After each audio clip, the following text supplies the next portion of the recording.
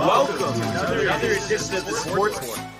And we are back. We got the full crew in the house. That is what it's all about. The Yankees, out of any team in the league, are the best equipped to handle a blow like this. I think there is a higher power at play here. He's due law of averages. That dude is the ultimate scrub. It's trash. Yeah. Every person you have in there is fucking trash. Next game, you're going to see a big performance. You can see it in the end of the game, and I'm just totally stoked and excited for this. And we are back. Welcome to another edition of the Sports Port. Once again, it is the Barnes and Tony Show. Anthony, how are you, my friends? Sayonara, Tony. That's how I feel today, Brian. Listen, man, you saw Barney me Rubble? at the Dyna. I know what the it's Dyna all right about, now, dude. But we are going to make the best of a bad situation, and there's so much to talk about. You think about this wild card weekend. You think about the wild day in the NFL yesterday. Hockey on the horizon. You nailing your pick with the Shriners Open. So much to talk about, and something about a Prism pack reveal, possibly down the road as well. So we have a lot to get into. But let's just get it out of the way, Tony. The world of Major League Baseball. 2-2, he got him swinging. The back-to-back strikeouts for Robbie Ray. There's damage right there. Shohei, way, Cy-Yo, nada, where did that land? Stuck to Chapman, who leaps up and grabs it. Story spins and fires. Out at first. There it goes. See ya. Home run, Aaron Judge. The Prism pack reveal. Not yet. So, as I mentioned, it was a wild card weekend. And we'll just talk quickly about the other series in a sec, but we have to start with the New York Mets. And unfortunately for them, they were the only team to go to a decisive game, and they come up empty-handed last night. So ending their season in the wild card round. This was after falling on Friday, a big win on Saturday, but unfortunately not getting the job done last night. But I'll leave it to you, Tony, if you could just kind of break down what happened over the weekend and why the New York Mets have been eliminated from the postseason. All right. Well, game one, Buck decides to start Scherzer, and there's no way to sugarcoat it. I mean, Scherzer just gets absolutely popped. Worst postseason start of his career. Easily. It was. Yeah. And honestly, I think one of the worst postseason starts I've ever seen. Yeah. I think he went 4 2/3, 7 earned runs, give up 4 home runs. 4. I guess, I don't know. It's just so weird, but obviously, starting pitching, you just could not rely on at all for that first game. And, on top of that, we had absolutely, no offense to start off this series. When you look at it, it was people like Mark Hanna, for example. Mark Hanna, I think he was 0 for 8 in the series. He had absolutely no offense going. And, anytime we would have runners on base, you would have players like that, or even like Nito, who didn't really have a great series either. Honestly, other than Saturday, it was really up and down, just a horrible offensive showing for the Mets. You'll get Friday, they end up losing 7-1. And you get Scherzer, kind of getting tattooed like he did, giving up, I think it was 3 runs in the first couple innings here. The 5th inning was a big one, giving up 5 earned runs. But you'd like to think that, with some offense, you were kind of able to limit the damage, to kind of come back and give Scherzer some type of hope. His location was off. He was just leaving balls over the middle of the plate. And it's hard to say exactly why that was happening. Cause I mean, you look at Scherzer, you look at him coming up to the game, you look at him at any start. I mean, he is one of the most focused individuals you will probably see play the game. Talk about, just someone who can represent an example of just like blocking out outside noise, of performing well under pressure. It's not like he hasn't been here before. It's not like he can deal with the pressure. It's not like you can't say, oh, New York market fan. No, like there's no reason why he had that start. Honestly, it was embarrassing for him, embarrassing for the Mets, and I mean, it just took the Mets almost out of the series for game one. I mean, they got them off to the entirely wrong foot. Some people even said they had an uneasy feeling going into this series. Just the way it was kind of set up with the Padres having, I guess you could say a good September, a decent August, I guess. Coming into this postseason, I mean, Blake Snell was one of the best pitchers in the league since July, I want to say. I think he had I'm not sure what his ERA was, but it was ranked like top 4 in the league for the second half of the season here. He really picked it up. And of course, you have Darvish, starting against Max Scherzer. I mean, obviously someone who can throw some lights out ball, which is exactly what he did. He went 7 innings, 1 earned run, 6 hits, only getting those 4 Ks. But I mean, regardless, the Mets just had no offense to show for anything. Lindor was 0 for 3. McNeil had was 1 for 4. So was Alonso. Escobar was looking good, 2 for 3. We talked about him having a good September. That's fine, but I mean, sheesh, dude. And they got 7 hits, only 1 run. 1 for 11 runners in scoring position. Absolutely atrocious, dude. And I think they were 0 for 6. I think runners in scoring position with 2 outs. So they really were not converting at all. I mean, you could argue even coming out of this game, you're like, all right, they got the hits, they just couldn't bring runners in.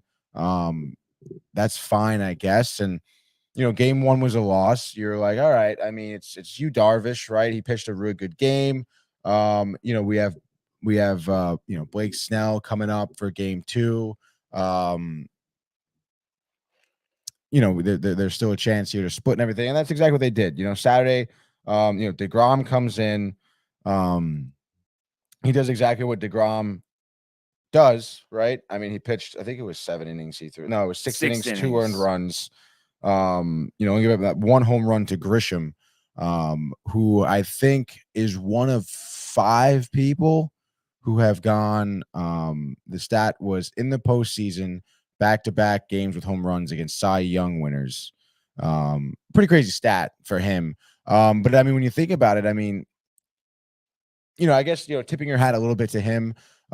He changed the way that the Mets, the Mets strategy in terms of how they pitch to the Padres lineup. Because obviously, you have Soto, you have Bell, Machado, who are probably really your main guys. You're worried about hitting the long ball and everything. But he came in and, he kind of, rustled some feathers for sure. But Saturday was good. Like I mentioned, DeGrom had a good line. And you talk about offense. I mean, there was a total offensive explosion. Nimmo was 3 for 4 to lead off the Mets lineup, kind of setting the table there. Lindor 2 for 4, Alonso 1 for 3. McNeil still continued his hit streak. I think up until yesterday, he had I think it was 40 something plate appearances without striking out. I mean, hey man, he won the batting title. He's a phenomenal hitter. Great to have in the lineup, but he's 1 for 4, 2 RBIs. I mean, we were hitting, we were hitting really well, dude. I mean, you look at the scoring from the very first inning. You had Lindor with a home run to get it to 1-0. Of course, Grisham answered in the 3rd inning to make it 1-1. And it was 1-1 for, a little while to the 4th. And then, the Mets scored, and it was 3-2 for a while after that until the 7th inning. That's when McNeil, got that, I guess, that 2 RBI double. To kind of open up the scoring a little bit more, making it 5-2. And then, 7th inning, Escobar comes in, singles. I think he brought in Canna. McNeil went to 3rd. And then after that, Vogelbach hit a sac fly. McNeil comes in, making it 7-2. And then, Top of the ninth, Machado gets walked. The Mets walk in a run, excuse me. But regardless, they win that 7-3. And you're thinking, well, I mean, this is the Mets we should be seeing. This is the Mets that are going to come up to show up for Game 3, which is exactly not at all what happened. And not to interrupt, but going into last night, what were you feeling? Did you feel confident based on that loss? Were you nervous? Did you feel like it could go either way? Obviously, you didn't expect to happen what happened, but where were you going into last night? Coming into last night, I was a little worried, about the pitching matchup. Obviously I know Musgrove is a really good pitcher. I know Bassett has had his, I guess, kind of like speed bumps, recently. But I was honestly thinking it would be a close, high-scoring game. Is really what I was thinking, like 6-5, something along there. One run, close, high-scoring. Obviously, it's not how it went. Last night, Musgrove comes out here. And you know what? You gotta tip your hat to him. I mean, 7 innings, no earned runs, 1 hit. He was red hot. Figuratively and literally red hot. But yeah, obviously, he has some great stuff. But again, it's just like some of the at-bats we had were just absolutely just atrocious. Expanding the strike zone, not being patient. Yeah, not being patient. Taking that first pitch, which is a fastball down the middle, and then swinging at the next pitch, which is a low and away, or it's some changeup that you're so far in front of that you have absolutely no chance. And then again, tip your hat to Musgrove, because if you look, I would have liked to have seen, his percentage usage of each pitch, because when they were going through the at bats, it was literally like fastball, changeup, slider, cutter. Like he was rarely threw the same pitch twice, so it made it really hard to know like what pitch to look for, what to expect as a batter. But regardless, I mean, 1 hit, Brian, is like worst postseason performance probably you've ever seen out of the Mets. Easily, dude. Yeah. And it was just it was horrible. It was so horrible to watch this game last night. And I'm just like sitting there thinking like, all right, like there's still all it takes is like 1 good inning. I think it was like 4-0. I'm like, all right, chances where they even had like, guys on base. And it's all right. One, could be a nice 2-run homer here, 4-2, puts us in the game, get some momentum going for the next inning. Bullpen, I suppose, didn't do terrible. Besides Givens. Yeah. Besides Givens, I guess. But I mean, Pearson comes in, he gives up one run, comes in for the inning. Drew Smith comes in for an inning, looks good. Seth Lugo comes in for 2 outs, looks decent. That's when Givens came in for an out, could barely even get through it. Diaz came in for the 8th. And just thinking of Diaz here, were you more embarrassed by the ear check with Musgrove, or them still going through with Timmy Trumpets down? What was it, 6-0 at the time? Yeah, it was 6-0, and it was definitely the Trumpets. I mean time to retire the Trumpets or no? I mean, it seems like there's been bad riddance ever since they had the live performance. I know, but I mean, Diaz still looks good. Right, but it just seems like it's like a curse or something. Yeah, I guess so. It was so annoying. I mean, like, I think I went to the bathroom. Yeah, and I came back and I'm just seeing Mr. Met with the trumpet. I'm like, what is going on, dude? Yeah, I think that was pretty embarrassing. I mean, you can't. Why? It was just such like a gut-wrenching loss yesterday. Again, I mean, you would expect the Mets to come in here and to have some type of game similar to Saturday. Yeah. Yeah, it was just so tough, dude. It was just so tough. I mean, just people weren't performing is what it is. What it comes down to. Yeah. And Bassett absolutely left you out there to dry. I mean, 4 innings.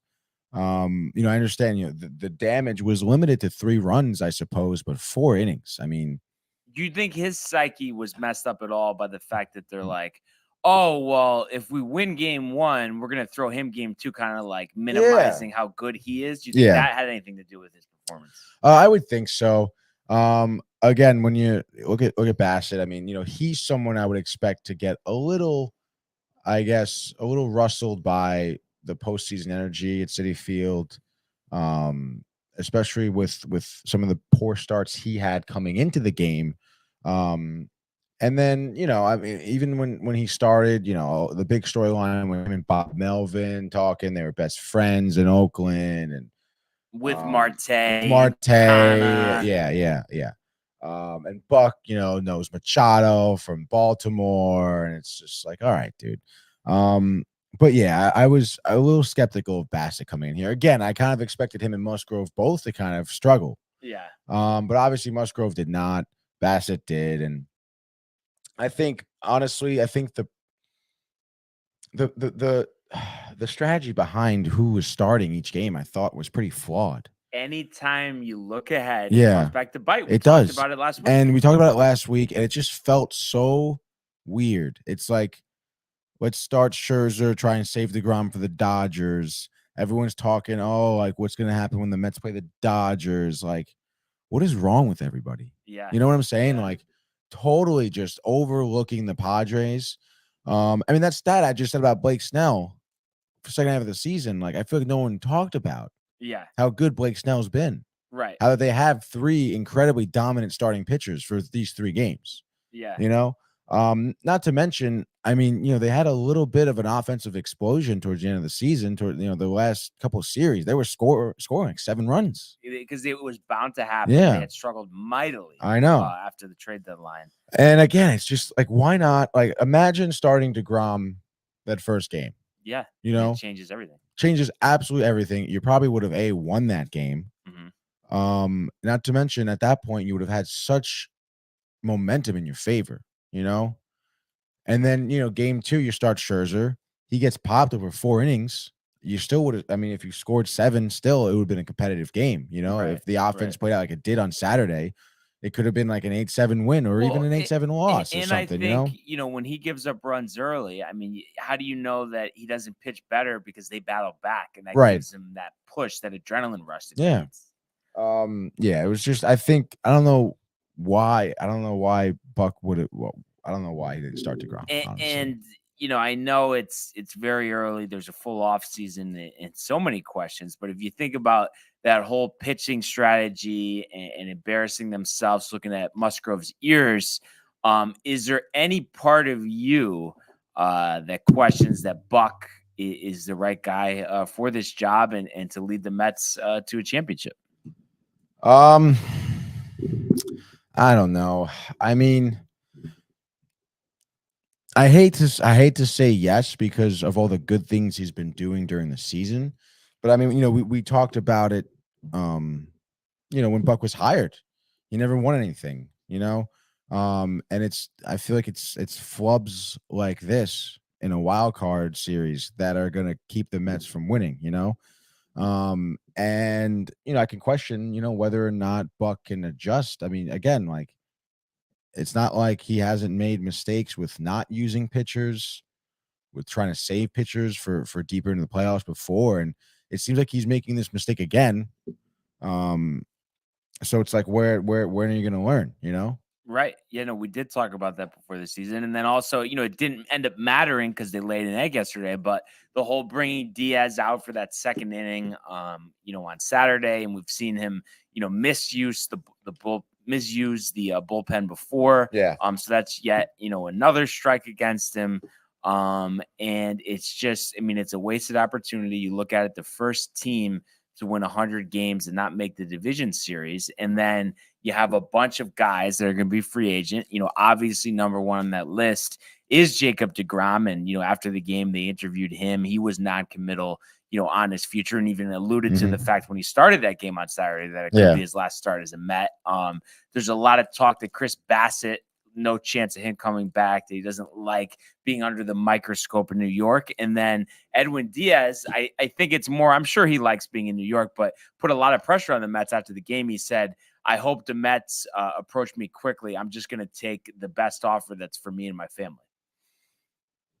And that's a leverage play. Yeah, I think it is. I mean, in reality, I think, Diaz has kind of built himself a whole persona here Mm-hmm. for New York. And I think he just wants money. He wants to just put pressure on the Mets Yeah. to be like, hey, you better just offer it because I don't want to have to deal with this, But in Right. reality, I think he's, he would prefer to be a Met. He'd prefer to stay where he's at.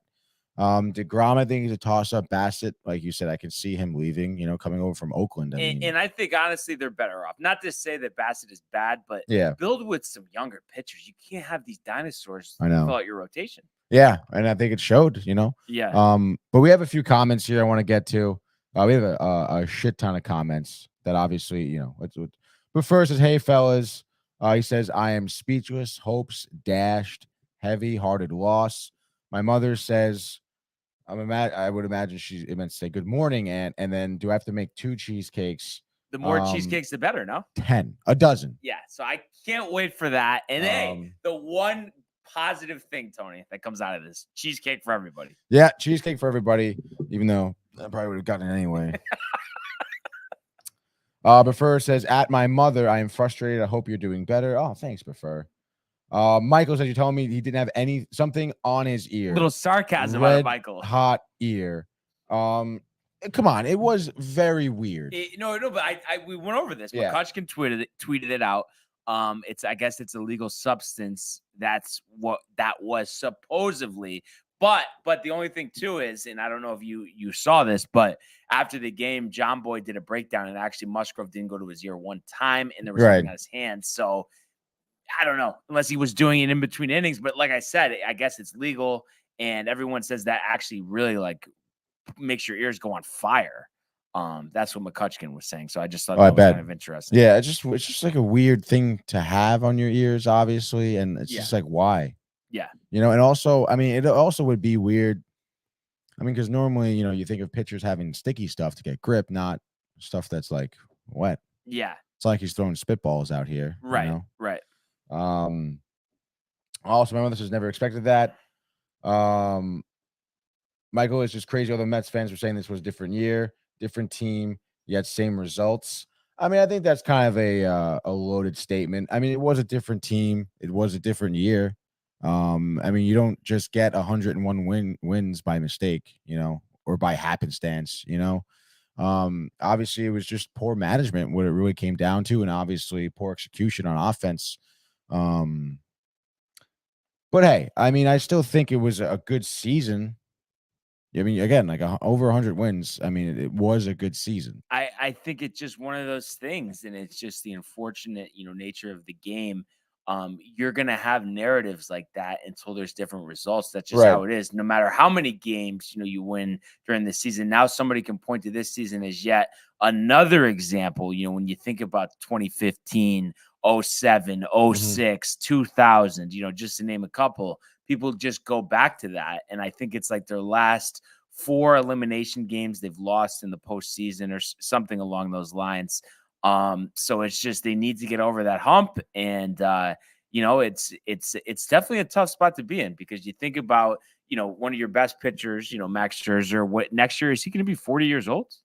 39. Okay, or 39 right yeah. now. It might be 40, maybe. 39 or 40, and then DeGrom. A lot of people I think you're some of the mindset that he's going to come back, but a lot of people expect him to go. I mentioned Diaz and Bassett, so it's like, how are Steve Cohen and Billy Epler going to rebuild this thing? And is there any chance in your mind that it's one and done for Buck, that they let him go? No, I don't think so. Because then, who are you going to bring in? It's crazy. And Tony I would La be Russa. against it. And technically, it would be a second stint in town, even though it was quite some time ago. Joe Torre. Imagine if they said, Joe, $50 million one season, get it done. I don't think he's going to do it, though. $50 million, though? Would he do it? That's outrageous. I would say, Joe, you had your time with the Mets. Obviously, the Yankees worked out. Or what about Joe Girardi? I know the whole thing with the Phillies, but he has won before. That's the one thing you could say for him, that you can't say for Buck. Yeah. What would you rather have? I guess Torrey. Yeah. But is he going to make it through a season? Every time I've seen to him, travel. he looks pretty good. I don't know, dude. Does he though? No, actually, it's funny that you say that because I know I mentioned him too, but I was actually saying Joe Girardi or Buck. Oh, Joe Girardi or Buck? Yeah. I'd rather have Buck. Yeah. Yeah. Because Even though the Girardi, pedigree, I know he wore thin, and obviously we've seen the success that the Phillies have had. Right, since he left. Yeah. Yeah. Well, I don't know. It's just a thought. And he said, oh, okay, we do have some more comments here. Padres, loosey-goosey dugout, troking the Mets. They were obviously a little bit, but and the ear check was the icing for them. Yeah, icing on the case with that. Musgrove was tight afterwards, dude. Yeah, no, then he was like, yeah, he was like, he went like this. Because I think he struck out like Canna of all people. Fucking Jesus. Michael said, I do agree. Hats off to a better season than prior. Would love to see the Mets have a deeper run next year because when all New York sports teams are on fire, it is electric. Obviously that's, would love to see them go a little deeper. It's just so stupid, honestly, how the season ended. And of course, when New York sports are firing on all cylinders, it does make for just, better viewership, more exciting to watch. Think about it. If both New York teams were still in the postseason and we're thinking about, World Series, Subway Series here, well, makes it and better. I mentioned this to you, and I didn't use this analogy, but if you think about it, all this is timing, because obviously there was a point in this season where the Mets were arguably the best team in baseball. Yeah. And you think about it, it's like being at the casino, cashing out when you're up at the blackjack table, cashing out, when you're on that run. And I mentioned to you at the time, when they were on that run, well, when this time comes, is it going to come at the wrong time? And unfortunately it did, because you think about it, it all comes down to, we're not having this discussion right. If they win 1 out of 6 against the Cubs and the Braves. And obviously the Cubs is the easy answer. Even if you got swept by the Braves, it wouldn't have mattered, because you finished in a deadlock. And then you'd be playing the Phillies. Yeah. I mean, they backed themselves into a corner. Yeah. And there was no way out for them. Well, there was one way out and they still couldn't fucking do it. But like you said, they should have, they should have won the division. It really wasn't that hard for them to be. They were in the position to have control of the division, to have control of their destinies, of their future throughout the postseason here. They just couldn't get it done. And, it was just almost like, you lost to the Cubs. It's fine. Whatever. It's okay. You still have a chance, like win a game against the Braves. And then they don't do that. And then it's like, all right, well, you're in the wild card still. You just got to be the Padres. And they still don't do that. And it was just one mistake after another, and obviously in sports, there are gonna be mistakes. There's gonna be games where your starting pitcher absolutely flubs and doesn't do what he's supposed to do, but it's just all right, like on to the next game, like do the next thing, right? But it was just one mistake after another, and they all kind of compounded here, and they like just flubbed their way to like their season being over. Yeah, like it wasn't at all like you really can't. Again, I can sit up here and be like, all right, Grisham, had a great series against the Mets. Musgrove pitched really well. Blake Snell pitched okay. Darvish was great. But it wasn't necessarily the Padres being good. It was the Mets just not doing what they should have been doing, what they can be doing, being the reason why they lost. Like they lost it themselves. They didn't get outplayed. All right. Well, obviously they got outplayed, but like it's not like the Padres are a better team than them. They just did not play as well as they should have. Yeah. And the thing the real tough part about it is, even if you take away all the mistakes down the stretch, all comes down to last night. I mean, one hit in an elimination game, and it's just begs the question. I mean, is there some blame here on Billy Epler? You think about the trade deadline, a lot of talk about bringing in another bat. That bat was not brought in. And clearly they could have used one. And just going to be interesting to see how they attack this offseason. Do they try to bring in a guy like Carlos Correa, if he opts out of his contract? And, obviously you have to move some positions around, but you just need a bat. Right. And it's a shame, too. I'll have to look up the free list, but I don't. Like, obviously, other than Aaron Judge being a free agent, nobody else comes to mind that's like a superstar. I don't know. No. Right? I mean, not that I know of. Again, I'll probably look at. I'm sure there are good players, but superstars probably not. And I mean, yeah, to what you were saying, we were talking about trade deadline. One of the names, obviously, Juan Soto was obviously a name up for grabs here, but Josh Bell, Right. I feel what right. we talked about would be a great DH. Right. And he has been good for the Padres. He hit really well against us this series. He got on base. He generated offense for them. And I feel like just having that one extra bat. I mean, it was again getting Vogelbach, Darren Ruff, Naquin. I mean, maybe it looked like something that was looking to be a smart gamble at first. Naquin looked decent off the rip. So did Vogelbach. Darren Ruff really never amounted to anything. I don't know why he was even DHing Right. at all. He shouldn't even been on the roster, dude. You could have put Alvarez in there as DH, and I think it would have been better than Darren Ruff. And even Vogelbach too. I mean, that was like stupid. I mean, all of a sudden he's just like he has no eye at the plate. He's striking out. He's flying out. He has no power. He's not making good contact. I mean, what? Yeah, what is he there for? What is he there for at this point? And just looking at the guys that are free agents, we were kind of right. I mean, not too many guys. I don't know actually though. I guess is Nolan Arenado really a free agent? I thought he signed an extension. But one guy that I saw that I think okay. No, I guess he is a free agent. Nolan Arenado. I that one slipped by me. I don't know why. Yeah, I guess so. Oh, opt out. He's got an opt out. That's what it is. Okay. Oh, okay. But I kind of think, I mean, he had a good season. He probably is going to win another Gold Glove. I would think he would opt out. So there's a guy, I mentioned Correa, and then I know the perfect guy that I think fundamentally sound too as well. And like I said, some shuffling of the positions, Trey Turner. He doesn't want to go back to LA. Great. He doesn't want to. So that's what I heard. And yeah, but I mean, look at you have Trey Turner, Arenado, and Correa. Yeah. I mean, imagine though, but in your eyes, you just need one of those guys if you commit to Alvarez and Vientos and Beatty. Yeah. That should be enough. I guess so, but let's say, I don't know, Trey Turner, he can play third base, right? He's played third base. Yeah.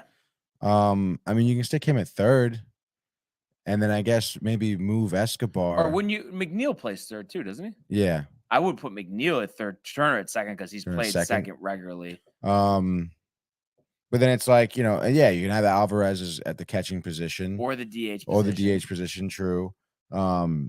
Brett, I don't know. I mean, Brett plays third base too, so it's like you could move him for an arm.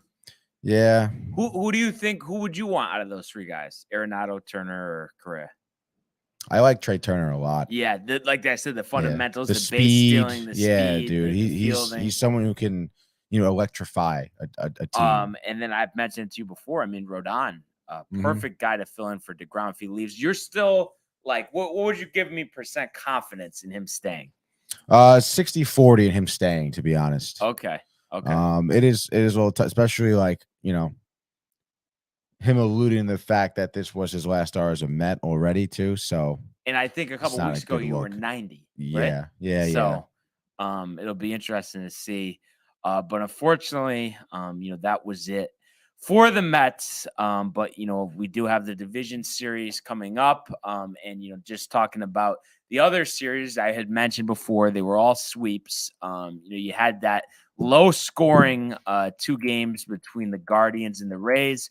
The Guardians, move on with that walk-off home run in game 2 from Gonzalez in the 15th inning off former Yankee Corey Kluber. So that was an exciting game. On Saturday, we saw the Blue Jays down 1-0 on Saturday, up 8-1, blowing it. And after George Springer and Bo Bichette Clyde in the outfield, so they get swept by the Mariners. So the Mariners, will have a home playoff game for the first time since 2001. They'll play the Astros. You think about the Cardinals being up late against the Phillies in game 1 and then having hits in game 2. So ending the careers of Yadier Molina and Albert Pujols, that was a shock. And, the Phillies will go on to play the Padres, which should be, an exciting series. And Or actually, no. The Phillies will go on to play the Braves, right? Yeah. The Padres will play the Dodgers. Rematch of that 2020 series. And obviously the Dodgers, have dominated them. And then, the Yankees get the Guardians. So that'll get underway tomorrow. And we have Cal Quantrill versus Garrett Cole. That's game 1. I believe game 2 is going to be Nestor Cortez versus Shane Bieber. And then game 3 would be McKenzie versus Luis Severino. So those are some good matchups. And, the Yankees obviously having some history with the Guardians in the postseason. You think back to 2017 when they came back from 2 games down. 2007 with Jabba Chamberlain and the Bugs, just to name a couple of their series. So that's going to be a really good one. And then I'm sure you saw the news about, which came out yesterday, Aroldis Chapman off the postseason roster. Didn't show up to what is but that? I think, though, that there's more to this. I think he had heard basically that he was not going to be on the division series roster. And they probably said, listen, we'll see how the division series goes. If you have some good workouts, maybe we'll put you on to the CS. Knowing him, I know he's a little temperamental. He probably was like, F these guys. I'm not even going to show up and I'm going to worry about free agency. That's what I think. So I think. You think he's out, dude? 100% out. Dunzo, Tony. So, but I think that's good. I was texting about it with a couple people yesterday. I mean, I think you can. Oh yeah, dude. Anybody, literally anybody. Sayonara, think, Tony. About the results he's had in the postseason and the postseasons that he's ended for us. I think that is a very good thing for the New York Yankees. Take a little sabbatical. So I know it's obviously disappointing with the Mets out, but we do still have a ton of good teams in the playoffs, and obviously here locally, with the Yankees. So we'll really be covering that in-depthly. And I won't be. and give some series Tony's previews favorite team tomorrow. But that's all we got for baseball. Just had to mention that. But let's go now to the world of the National Football League. 6 for 101, 2 touchdowns. To Evans, touchdown, Tampa Bay. How about that throw? Sam Darnold blasted. Oh my goodness, did he take a hit? In trouble, what? Brings him down. Lost one From Odell Beckham Jr. Got it down. Touchdown. All right, Tony. The day in the National Football League. All right. So much to talk about, but of course, we just mentioned it. We have to start with the toast of town, the New York Jets, second straight win over the Miami Dolphins yesterday, 40-17. So I think it's the first time they've scored 40 points since 2018. And you just think about all the times we've seen them play over the last few years, nowhere near 40 points, and especially playing against a quality team like the Miami Dolphins. And I know, obviously, they were without Tua, Bridgewater injured in the first series, so they were on to third-string quarterback Skylar Thompson. But it's not just about that.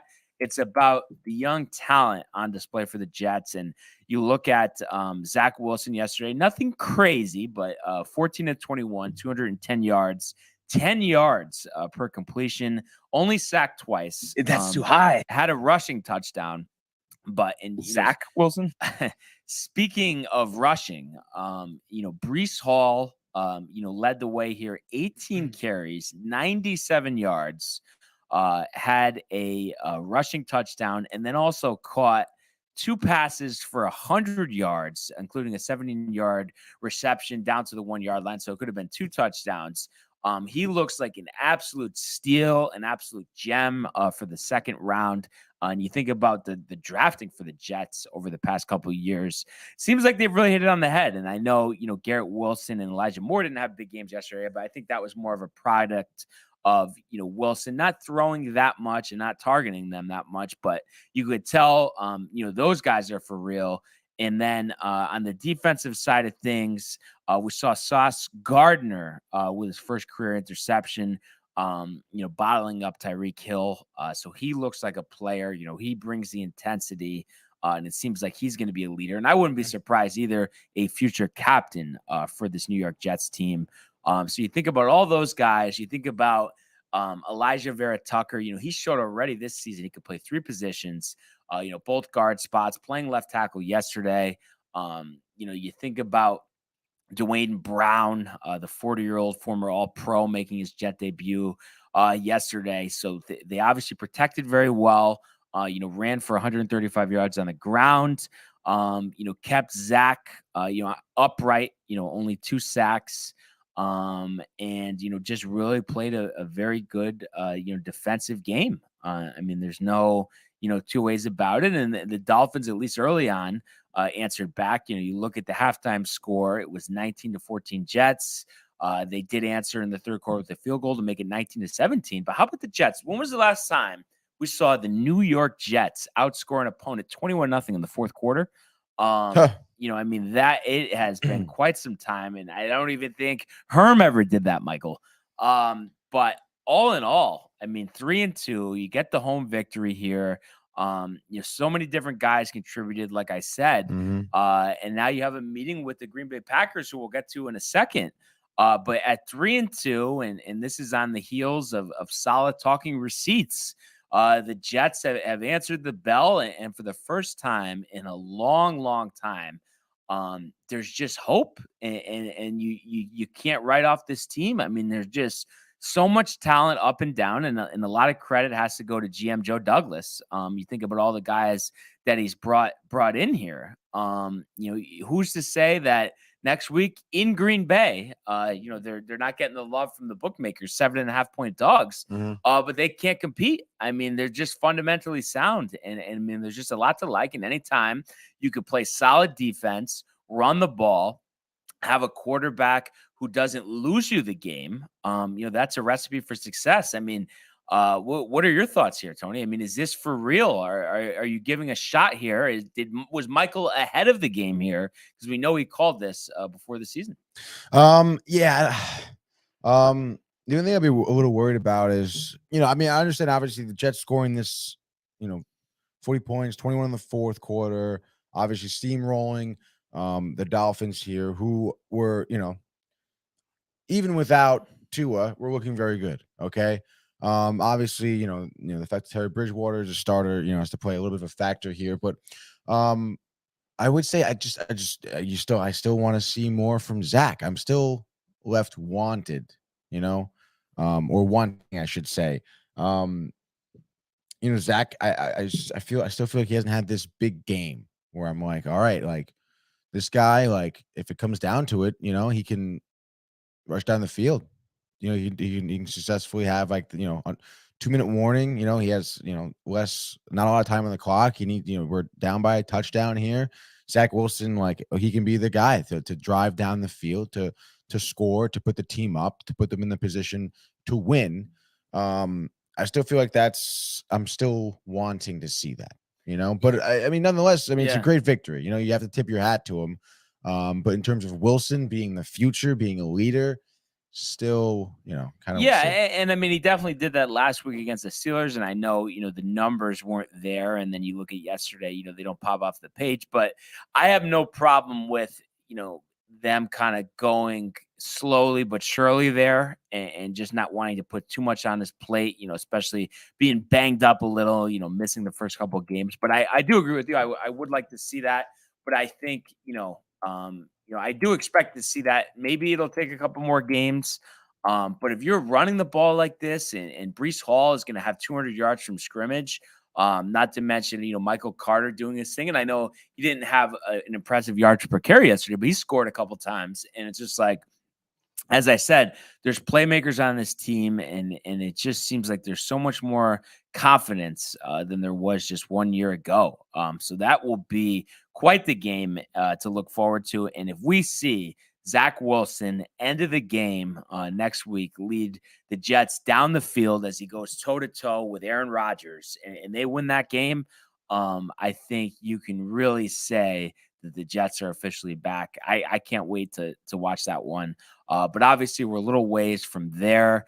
And then, speaking of, how about the New York Giants coming back from 17-3 yesterday in London against the Packers, winning their 4th game of the season, 27-22. And you think about this, Daniel Jones dealing with that ankle injury, 21 of 27, 217 yards, ran for 37 on the ground, and Saquon had 13 carries for 70 yards, including that go-ahead touchdown, 40-yard rush as well. The defense stepped up, got 2 sacks of Aaron Rodgers, and really shut out Green Bay the entire second half. The only points that they scored were on an intentional safety by the Giants at the end of the game. And we saw them bat down passes on 3rd and 4th down to seal this game down in the red zone. And I mean, you just never, we speak about what's happening with the Jets. I mean, how about the Giants here? And I still am not a believer in Jones, but I am a believer in this regime, in Brian Dable, in Wink Martindale, Tony. I mean, he's really made his impact there. I mean, and you look at this, I mean, the Giants are 1 game back of the division lead, 5 games into the season. I mean, there's a lot to be happy with. How about the division as a whole, dude? Jeez. Yeah. 2 losses, all the teams other than Washington. Unbelievable. Are the Giants for real? I will say, where, Zach Wilson, I feel like has been lacking that type of grittiness here. I feel like Daniel Jones it seems like he has a different mindset coming into this season. He kind of, is it coaching? I think it's coaching, and I think it's him realizing that it's certainly a do or die season for him, at least in New York. But I mean, you see him. I mean, yesterday I was watching him take runs, and he was just like eating hits, like putting his head down, like risking his body. And this is something that, I talked about him missing even the first couple weeks, like the first game of the season. He's like sliding, going out of bounds when he could have pushed to get a first down. Now he is making that push. Okay. He's setting an example for himself, for the team, for his coaches. And I think that he's starting to look like this type of leader. Again, he's talking about someone who certainly has, personality for himself in the New York market. Danny Dimes here. I would like to see, obviously a bit better production through the air from him. But I think in terms of what he's working with his offensive line or really lack thereof, I think he's doing a phenomenal job. I think he's, obviously Barkley is another one who's, I think during, yesterday he was somewhat, rattled for an injury. Came back in, gritted it out, had a great performance, ran the ball really well. This is a team that does look like for real. I mean, I think it was you, Brian, who was questioning if Barkley could kind of keep this up, and it seems like he is, dude. Yeah. So, if he does, it's going to be dangerous. Yeah. I mean, obviously only 5 games into the season, but, he has maintained it. Yesterday, they didn't lean on him as much, passed the ball a little more. So we will see, but I'm interested to see, how they perform here the rest of the way. Jay Bird, pretty excited about Wilson diving for a TD yesterday. Also a couple comments. Matthew at Gabriel checking in says Chapman is beat. He says that he's sorry for the Mets. Always tough. It is. NFL is sick. So raw about the Jets. Always love beating up on the Finns. That hits home for Matthew. Of course. Prefer says, oh, that's too high. That's too high. And then Prefer also asks if Draymond Green should get arrested for attacking Poole at the workplace. Yeah. I mean, we talked about that. He's such an idiot. He's a loser, but we know that. Moving on, though, we saw Buffalo throttle Pittsburgh 38-3. I didn't see any numbers on this, but it has to be, if not one of the most lopsided losses since Mike Tomlin's been there since 2007. So a lot going on in Pittsburgh. They're missing TJ Watt, and he's delayed a little more. He's already dealing with an injury and then had knee surgery as well to push that back even further. Yeah, out of town. He had knee surgery too. Yeah. So they, 38-3. Josh Allen over 300 yards in the first half. 2 long touchdowns to Gabriel Davis, including a 98-yarder. So they're rolling right now. So they get that victory. We saw the Chargers hang on, and once again, Brandon Staley, on the kind of headlines about a head-scratching decision here. They were backed up deep into their own territory, go for it on fourth down to seal the game. Don't get it, but then rookie kicker Cade York yanks, I think it was a 43-yard field goal, so the Chargers hang on to win that one. Austin Eckler, after a slow start to the season, really had a great game here. You look at it, just under 200 total yards from scrimmage, 2 touchdowns, including a 71-yard run. So he's really gotten it going. Herbert, dealing with that rib injury, solid, 228 in a score. So the Chargers go to 3-2, and you look at the Browns here, 2-3, lost 3 out of their last 4. It all started with that Jets game, and the only teams that they've beaten this year are the Steelers and the Panthers. So, a lot of questions remain to be seen. Are they going to even be anywhere near contention by the time Deshaun Watson comes back? So that's something we'll have to see. In an ugly game, we saw Houston defeat Jacksonville yesterday. So a lot of hype with Jacksonville, after some big wins here and almost defeating Philadelphia last week. They fall here 13-6. Lawrence with 2 picks, and just an ugly game. And, obviously the Texans were relieved here, and Dameon Pierce continues to be a star for them, 99 yards and a touchdown. Do you think, Tony, that we were getting ahead of ourselves with Jacksonville, that this could be another long season, or do you anticipate them, hovering around the 500 mark? I think they're going to take a nosedive. Really? Yes, dude. I've been saying that. Lawrence is out. Another game from yesterday, we saw Minnesota hang on against Chicago, almost blowing it late, 29-22. So Kevin O'Connell gets off to a 4-1 start in his Vikings head coaching career. We saw Kirk Cousins throw for 296 and a score. Did have an interception, as well as a rushing touchdown. We saw Dalvin Cook have 94 yards on the ground, 2 touchdowns. And Justin Jefferson have another big game, 12 receptions, 154 yards. We saw the Bears, struggle offensively here again. Despite, a touchdown in the third quarter, really couldn't get much going, offensively. Justin Fields, 208 yards passing and a touchdown, and did scamper for 47 yards on the ground. But you look at this, Minnesota leading the NFC North. I mean, who would have thought that after 5 weeks? And what really surprised me, and not to say that, Detroit, that I thought they were that good, but they get shut out by New England, 29-zip yesterday in Foxborough. Bailey Zappi, Tony, picking up his first career victory, 198 yards and a touchdown. Rhamondre Stevenson, 161 yards rushing for the Patriots. We saw Jared Goff go 19-35 for 229 yards. So maybe, Belichick studying some of that tape from the Super Bowl a couple of years ago here. The Lions came into this game as one of the highest scoring offenses in the league. Do you buy into this at all? I mean, I know the Lions, are 1-4 as far as New England possibly being in contention. Oh, we do have breaking news. Oh, shit. After only 5 games this season, the Carolina Panthers have fired head coach Matt Rule. So his tenure ends only 3 years in. And obviously they don't make the playoffs here, in a disaster that it's been with Baker Mayfield. We didn't get to their game, but we'll get to it in a second. So the first head coach has gone down, Matt Rule, out in Carolina. Obviously not a surprise there.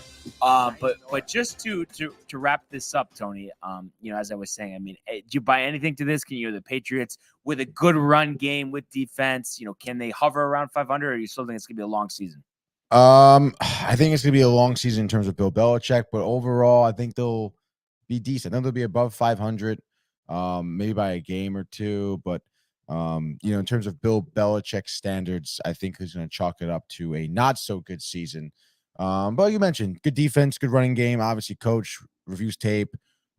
Maybe a sneaky good quarterback right now. Who knows? So yeah, I think they'll be decent. Yeah. We saw New Orleans pick up their second victory of the season, 39-32 over the Seahawks. And this is sans Jameis Winston. We had Andy Dalton starting at quarterback, 187 yards, through the air, 1 touchdown, 1 interception. But the star of this game, and as a team, the strength of their team yesterday definitely was their running game. How about the New Orleans Saints? 48 carries, 235 yards, 3 touchdowns on the ground, all by Taysom Hill, including a 60-yard touchdown run. So he had 9 carries, 112 yards, 3 touchdowns, 1 passing touchdown for 22 yards, and also recovered a kick, Wow. on special teams. So him, the star of the show, the jackknife of all trades here. So they avoid a 1-4 start. We saw Chris Olave leave this game with a concussion, and obviously they welcomed back Alvin Kamara to this one, who had an uncharacteristically high 23 carries on the ground as well. We know their defense is strong. They didn't show it in this one, but Seattle, believe it or not, has been one of the better scoring teams in the league the last couple of weeks. Geno Smith, another 3 touchdowns. 2 to Tyler Lockett, 1 to DK Metcalf. It's unbelievable what he's doing. I know they didn't win this one. But the numbers just pop off the page. And are you stunned? I know they didn't win it, but just the way that he's played this year. Is it one of the more surprising things from the early start of this season? Yeah, I would say so. I guess you really didn't expect much from him, huh? But at this point, you gotta be happy with it, right? Yeah. Right. Yeah, absolutely. So, unfortunately, they don't win, but they do compete, and we'll see if they can hang in there. We saw the Bucs almost blow it to Atlanta. Brady remains undefeated against them in his career. Is happening. 11-0. No divorce. As the divorce looms, he throws for 351, pretty good, 1 touchdown. No. And they really, they get outscored here 15-8 in the second half. A phantom roughing the passer call. I don't know if you caught that one. God, Jerome I did. Bogar, one of the veteran referees. Bugaboo. Was there anything fishy about that in your eyes, or just a bad call? Oh man, so hard to say. I would like to just chalk it up to a bad call, but that was so egregious. Like, I don't know. I just don't understand. Like, I don't know. There's no words. Yeah. So Brady, bless you, just sneezes. Gets his VIP treatment once again. We saw Tennessee hang on by the skin of their teeth here, 21-17, and who else but Carson Wentz with a late interception as the Commanders fall to 1-4. Tennessee winning 21-17, and Derrick Henry looking pretty good. 28 carries, 100 yards, and 2 scores. Tannehill limited through the air, 181 and a touchdown. You mentioned Washington having to go here. Wentz 359, 2 touchdowns, and didn't have that interception. Didn't get sacked 9 times this time, only 3 times. So at the end of the day, though, 1-4 is 1-4. And one good story. 5 weeks after being shot, Brian Robinson returned to the field at running back, getting the start. So you like to see that. He had 22 yards on the ground, but just the fact that he was out there, that's a great story. We saw the Cardinals lose once again at home here, 20-17, chunking a 43-yard field goal late. We saw Kyler Murray slide short of a first down, could have gotten closer range for a game-time field goal or a go-ahead touchdown. So we see that come back to bite here. The Eagles started out 14-0 in this game. The Cardinals, of course, battled back, but you look at it, Jalen Hurts, another 2 rushing touchdowns. So he's been really running it well this season, 239 yards to the ground as well. And it's just another disappointing loss for Arizona. And I know we've had talks about Cliff Kingsbury getting axed. I think he's safe for now. Couple more losses, though, and I think, you will hit that one right on the head. And speaking of another team struggling, the Rams they lose here 21-10 to Dallas, and obviously Cooper Rush still at the helm for this one, 5-0 now as a starter. But of course, Dallas leaning on the run game. Their defense in this one is Rush only threw for 102 yards, but they get a 57-yard touchdown run from Tony Pollard. They run for 163 yards as a team. They pick off Matt Stafford, sack him 5 times, and really just bottle up this Rams offense. And you think about their offensive line concerns. Are the Rams, Tony, in trouble? A lot of talk about Stafford with the tennis elbow, another interception in this game. Is this a troubling sign for the Los Angeles Rams? I think so. Not only is Stafford, not 100%, but his offensive line. I mean, he was just getting absolutely tossed around. It was honestly sometimes a little hard to watch because he was clearly in some discomfort. There's fly around here, man. Get the window open. But yeah, he was in some clear discomfort. I mean, obviously, what a trooper Matt Stafford is. But geez, dude, I mean, he was getting laid out, and I mean, because of that, I mean, he's short arming some throws. He's throwing it high. You saw one of the interceptions because of that. So it just leads to obviously just poor play in general. I mean, Stafford seems to be second guessing, his safety in the pocket here, the integrity of the pocket, and that's never a good sign. I think the Rams are in some serious trouble here, dude. Yeah. It remains to be seen. What will happen there, but it looks like the Niners, after a slow start, might be in the driver's seat. For Jimmy G, man. for this division. Obviously, we have a long, way to go. But I really am shocked, and it's just I really think it comes down to the offensive line. But I do think, in a way too, Stafford is just beat up, and maybe that elbow is bothering him more than we first thought. And then, we mentioned the Panthers and Rule obviously just getting fired. They got blown out yesterday, 37-15, as the Niners moved to 3-2 after a 1-2 start. Jeff Wilson, 120 yards on the ground and a score. Tevin Coleman, the former New York Jet, with a rushing touchdown. Jimmy G, man, 253 and two touchdowns. And they had a pick six against Baker here. Sacked him 4 times, sacked backup quarterback PJ Walker twice as well. Christian McCaffrey, 54 yards on the ground and a score. So obviously trouble here in Carolina. David Tepper getting a little impatient there. I mean, if you're the Carolina Panthers here, I mean, you just hope when Sam Darnold comes back that he's healthy and can provide him a spark. I mean, do you bench Baker right now? I mean, what do you do here? I mean, I trade Christian McCaffrey. You may have if you to, can, honestly, though. I mean, dude. he has that big number. I mean, I feel like at this point, I mean, let's say, when is Darnold slated to come back? Do we even know? We don't know for sure, but I would anticipate within the next couple of weeks. Who is behind Baker right now? PJ Walker, former XFL star. I don't know if you remember. Went to Temple under Rule. Oh, That's Temple. why he's on the team. Yeah. Put him in. Just right away. Right away. You just do it. See something. See if they can do something, because Baker's not doing anything. And honestly, I think that the fact that he knows Darnold is hurt maybe is putting him in some sense of complacency, because it seems like Baker is. I mean, the excuses have run out for Baker Mayfield. He's either just checked out or is just, like I said, thinking that, they're not gonna bench me until Sam Darnold gets back. Like there's no, and even if they do, like Sam Darnold's probably gonna suck. I'm probably gonna start anyway. Like he's in some sort of delusional denial scenario. I think the Panthers, just bench him right now. Put in the XFL guy. See what he can do. Yeah. Hard to argue with that one. That is for sure. We saw the Ravens on Sunday Night Football avoid, I think it would have been a 6th straight loss at home. 19-17 on the power of Justin Tucker with 4 field goals, including the game winner. As time expired, showing why he potentially, could be the best kicker of all time, including a 58-yard field goal that, they showed on Sunday Night Football would have been good from 61.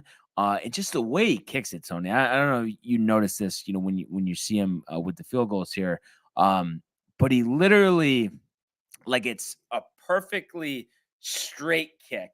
There's no movement to it. Right. And it's just that tumbling action. Like, there's no wobble to it. It's just perfect. And it's so high in the air. I mean, it's unbelievable. I've never seen a better kicker. I don't know if you could think of a better kicker. I think honestly, I could not. And he thinks very fondly of himself. I feel he's You He's saw loving him it, kind dude. of, yeah. But you know what, man? I mean, how do you argue with it if he's gonna just keep making kicks? And I don't know know. the numbers, but he's like the go-ahead kicks in the fourth quarter. I think he's made 30 in a row or something. Really? They showed that stat last night. He's on it, dude. It's Yeah. pretty crazy.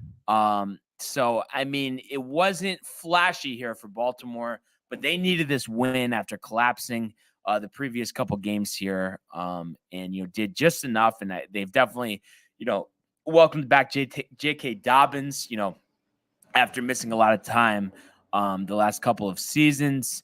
As far as the Bengals, definitely a disappointing loss, and they protected Burrow. I mean, he was only sacked twice, but just situationally here could not get the job done. You think about this division. I mean, it's still wide open for the Cleveland Browns at 2-3. Wide open, dude. Obviously Pittsburgh at 1-4, you feels out of it with a rookie quarterback. And obviously dealing with some injuries, but you got Baltimore at 3-2, and then you have the Browns and the Bengals both at 2-3. So definitely both wide open, and we'll see the Ravens in New York next week against the Giants, which sets up to be a very big game. And I know I always have this mindset, Tony, but couldn't you see this be the backbreaker? I know it's been such a good start, but for the New York Giants, where Lamar Jackson just runs up and down the field. But the one caveat here is Wink Martindale practiced against Lamar the last couple of years. Now he's a defensive coordinator for the Giants. That's the one saving grace, I think, for the Giants going into this one. Yeah, I would agree. And I feel like, honestly, just watching Lamar, I mean, I don't know about you, but I don't know. I just feel like. Do you see that interception he threw there when they went for it on fourth? Poor interception. Missed a couple two wide open touchdowns. Dude, not good. You think now he's starting to think dollars? Yeah, I think so. And he also seems pissed off. Like he was tight when that interception happened. I don't think it's a good look. And I think he may run into some trouble with the Giants, dude. It's very possible. Run around the field, maybe. But even so, I mean, I think he's going to have a couple turnovers, dude. And I don't think he's going to bode well for Lamar. Yeah. So, that should be a good one. But the week is not over just yet, Tony. Oh, baby. Because we do have Monday Night Football. The Raiders travel to Kansas City for an AFC matchup here. And we look at this one, the Raiders obviously only winning one of their first 4 games. Kansas City sitting at 3-1. Mahomes, really leading or at the top of all the quarterback statistics here. The Raiders. So, we look at this. Kansas City favored by 7. Total set at 51.5. What do you see happening here? Your guy, Derek Carr. What do we got? My guy.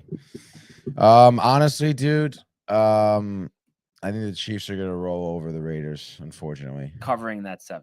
Yeah, easily. I just think Mahomes' offense too much to handle for the Raiders.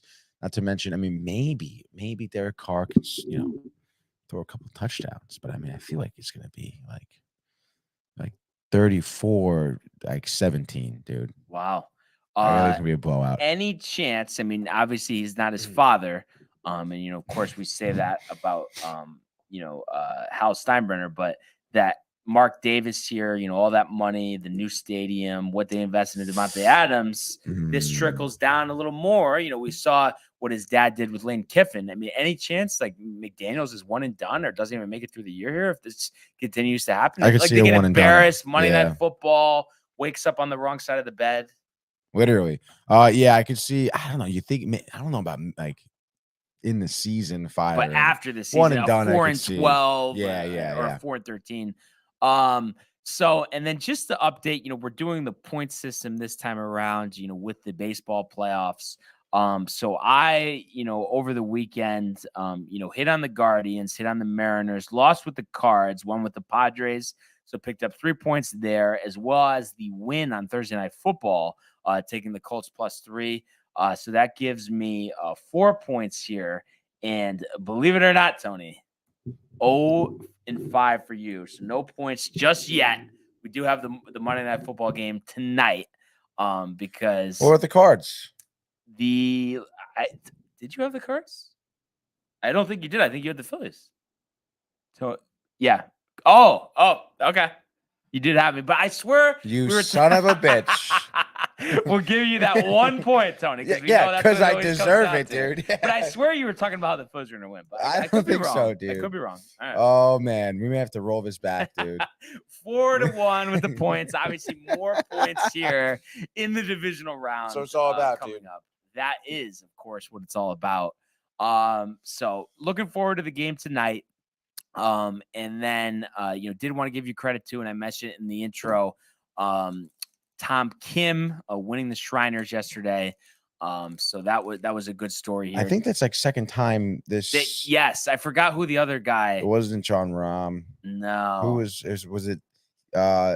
Sahith Theegala. It might have been Sahith Theegala. But you look at Kim, dominating fashion, 65, 67, 62, 66. My guy, JT Poston, finishes actually 10 shots back, but respectable 14 under par. So he had a solid week, as this PGA Tour season, continues on. There were videos of Tiger, playing some golf at the short course at Pebble Beach as everybody anxiously awaits his return. And just looking at the schedule this week, we will have the Zozo Championship from Japan coming up on Thursday. Hideki Matsuyama, the defending champ. So we'll take a look at that later in the week. And the last thing that we have to do here is the Prism Pack reveal. So the Prism Pack reveal. So we're gonna go 2 packs. I am opening up the first one here, and just give me 1 second. I didn't want to have to bite the pack, but I might have to. Is it a bite, Tony? Is it a bite? I have Michael here to open the pack. Do you need help, Ryan? I bet you want to see him. We got it. You wanted to see a bite, Tony. You wanted to see a bite. It might have to be a bite, dude. Here we go. So, of course, this would be the first card. One of my favorite players of all time from UCLA, Russell Westbrook. So a card on the Wizards. Dude. So a little different feel there. So we get Westbrook on the Wizards. So that is our first card here. Coming up, though, number 2, playing for the Oklahoma City Thunder, Isaiah Roby. So that's our second card. Obviously young player here, has a chance to carve out a decent NBA career for sure. A guy that I've always held in high regard, coming off of that 2016 title run, still on the Cavs, number 0, Kevin Love. So we get the K Love card. And the enclosed game-worn used material, I guess. No kidding. This is a jersey card. I knew it felt a little different here. So love the jersey part cards. Of Kevin Love's jersey on here. Mm-hmm. So obviously Michael is ecstatic about that one. And then the fourth and final, and it says it on here, emergent from the Rockets, Usman Guraba. So a guy still making a name for himself, but definitely the potential is there, Tony. So that's the first pack. We'll see if we can rip this other pack without having to take a bite, because I know that's what you're waiting for here. Oh my God, dude. Ooh. Yes, a success. All right, so just bear with me here 1 second. Wow, this is a sick one. So leading off, the 2021 Finals MVP, first-time NBA champ, one of my favorite guys, a guy that I backed when everyone else thought his back was against the wall, Giannis Antetokounmpo. Oh, my God. So that obviously is a huge get right here. Another one that Michael will absolutely love, and it's a picture of him with the Finals MVP trophy, with the championship trophy. So you love to see that. And a guy that me and Michael have had some jokes about in the past, but another guy that has won a championship for a team that I was rooting for, the center, Dwight Howard. So we saw him play a role in the Lakers. Obviously didn't end up working out last season, but nevertheless, obviously a guy too earlier in his career, dominant with the Orlando Magic. And we have another emergent and a guy that I think could be pretty good, a guy you don't think about when you think about the firepower of the Golden State Warriors, Jonathan Kuminga. So, you think about him, top 10 pick just a couple years ago. So a guy with some potential there to definitely be a star. And we have one more card to rip here. Oh, boy. From Minnesota, Naz Reid. So definitely, one of the younger up-and-coming big men as Naz Reid, enters into a spot here with Minnesota. They are ascending right now. So just going to be interesting to see with Cat and the boys, can they become a contender, a championship contender this season with the NBA right around the corner. But even sooner, Tony, the NHL. We already had those 2 games in Prague. Did you watch it all? No, did not watch. Didn't realize they were on. Just heard somebody talking about them after. So the Preds beat the Sharks in back-to-back games. I think love the crazy. Predators, dude. But when preseason's going on, you can't have games. I think it's absolutely ridiculous. We know that Japan, used to do it with the baseball, but I just think it's crazy. With the baseball, it is but crazy, dude. We do have on Tuesday, and I know regular season it doesn't have, I guess you could say, Tony, the same bite, but the Rangers get their first crack at avenging last year's Eastern Conference Finals loss to the Tampa Bay Lightning. Their first game in quite some time. Yeah. Without former Ranger. Is it McDonough? Brandon McDonough? Ryan McDonough. Yeah. So, do they take a step back? Mm-hmm. Is Vasilevsky going to be the same? So a lot of questions to be answered for the Lightning. I think there's more confidence around the league. I think in the Rangers that they're ascending and maybe Lightning are taking a step back. I mean, I know they still have Stamkos and Hedman, but I think McDonough's a big loss. And I think they have to be a little fatigued after making these deep runs the last couple of years. Yeah, I'm sure they are. But I mean, I think regardless, excuse me, it's going to be a really tough game for the Rangers. And I mean, you talk about juice. I mean, first game of the season against Tampa Bay, I think that does have a lot of bite to it, especially because they're going to be in the Garden. I feel like it's going to be rocking in the Garden here. Everybody wants to start the season off hot. It's like you mentioned, a lot is riding on this season for the Rangers, for the young players, for the leadership of the team, for the coaches, for the front office, for the GM, for everybody.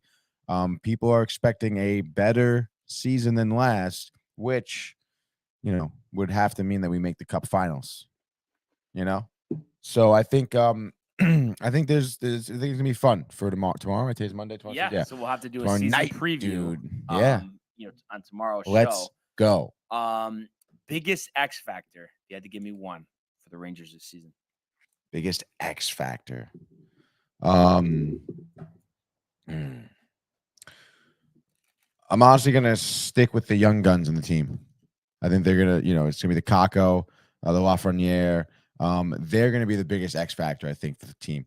I think, a lot of pressure is riding on them to perform. I mean, think about that postseason run they had, almost being a gag line type of offensive line here. I think a lot's going to be right on them, and I think they're going to continue. They're going to roll over into this season.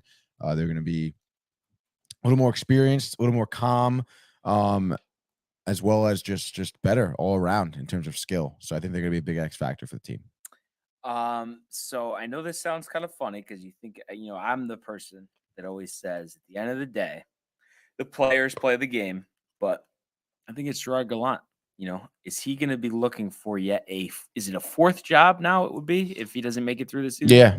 We've seen him get fired, I think, in the third season, if I'm not mistaken, in all of the previous stops. So I think it's on him. I think he had a bad performance in the postseason, and I know you were, against, getting rid of him just from the fact of continuity and the fact that they did have the success, of course, playing above their heads last year. But I think that there's no margin for error regarding him this year. No, yeah, slim to none. So it'll be interesting to see. I can't wait. Of course, we'll talk about that tomorrow, as I'm sure have some more Prism pack reveal and talk about these next series coming up for baseball. And, of course, the New York Yankees. Regarding the Yankees, we haven't had a detailed Yankees segment, and it feels like a year. I know, it's crazy, dude. With this bye week. So I can't wait to this Guardians series. I know Yankee Stadium is going to be roaring come tomorrow night. But other than that, Tony, as we come to a close here, anything else you wanted to add? I don't think so. A couple comments from Prefer here on the way out. Good show, guys. He's gonna go drown his sorrows. He's aged 20 years over the weekend. Which, if Prefer ages 20 years over the weekend, what age would you put him at, Brian? Well, I guess he says he's 40. So right. I mean, he's Did he in his say 60s. He's almost getting his AARP Really? card. Wow, that's tough. Yeah, I would say, and at 60, you already have it, don't you? Isn't 55 and over? Oh yeah, or 58. 58? Is it Might- really? I 58? think it might be 58. Wow. Yep. Sounds like you're gearing up. Submitted your application already? No. We got some time. But once again, we really appreciate everyone tuning in and continuing to like, comment, and subscribe. As well as checking out the archives on the YouTube page, as well as the merch downtimetv.com. Everybody enjoy the day, enjoy the games, and we will see you mañana. Hey guys, Tony here from Downtime TV checking in. I want to thank all our fans out there who's been liking, subscribing, sharing our content. You guys are the best. You guys are our bloodline. You make us love what we do. Thanks again.